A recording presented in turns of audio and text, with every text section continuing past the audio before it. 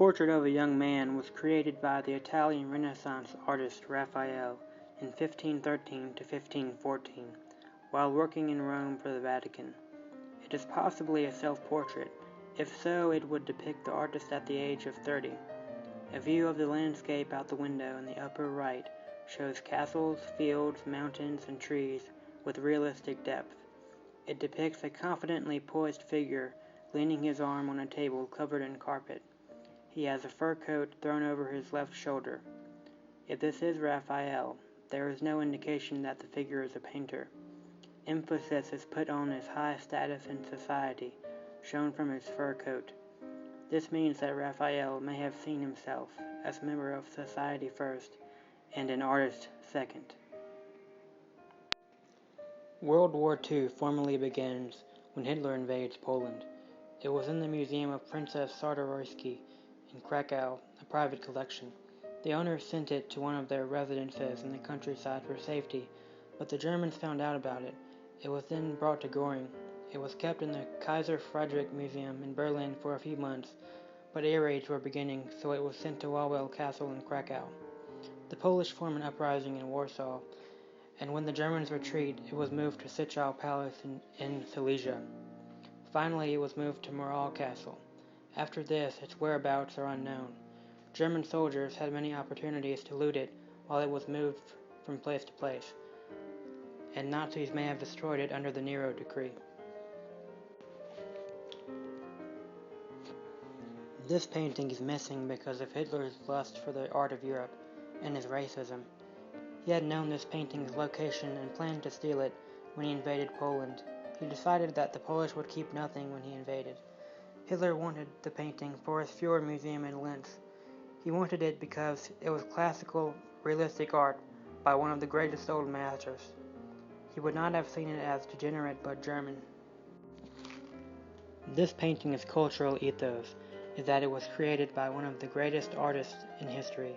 It's missing, and it comes out of a time period that is responsible for the way we live our lives now. It is important, and you should care because of those reasons. Raphael Sanzio da Urbino was an Italian painter and architect.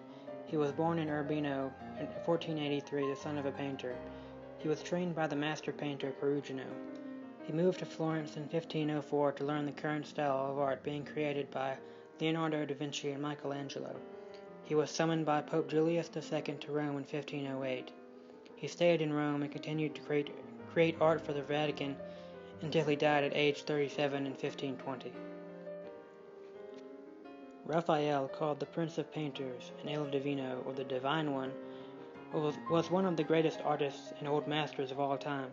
His works embodied the ideas of the High Renaissance, which can be thought of as the climax of the general period that is called the Renaissance.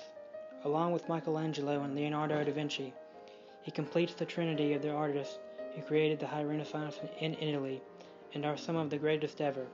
The most important element of this time, and something he does extremely well, is the merging of the ideal or heavenly with the physical or reality.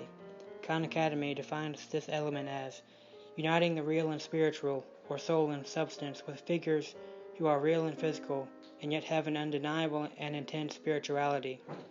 His work is known for having harmony, balance of composition, grace, emotion, and real or lifelike movements. Emotion and realistic portrayals were in contrast to previous, especially realistic, religious art. He was also skilled at creating depth and perspective in his paintings, effectively creating a look of 3 dimensions in a 2-dimensional canvas.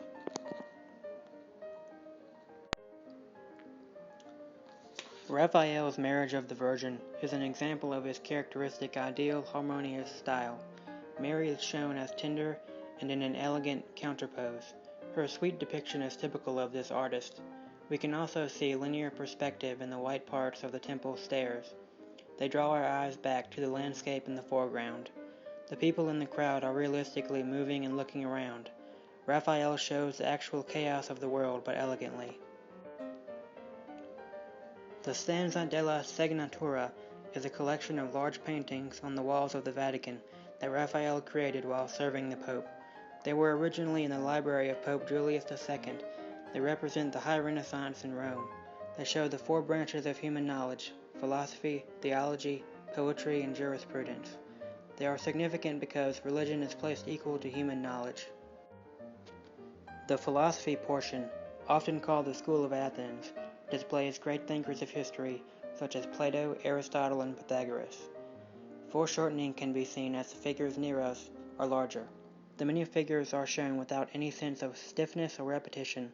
The people overlap and move easily between and amongst the others. In contrast to the medieval control of knowledge by authority and the forced acceptance of such, we get the sharing of knowledge in a democratic fashion. Far from the previous idea of the artist as a craftsman, they are now considered an intellectual on par with some of the greatest thinkers in history. This is shown as Raphael has included himself in the far right among the great minds.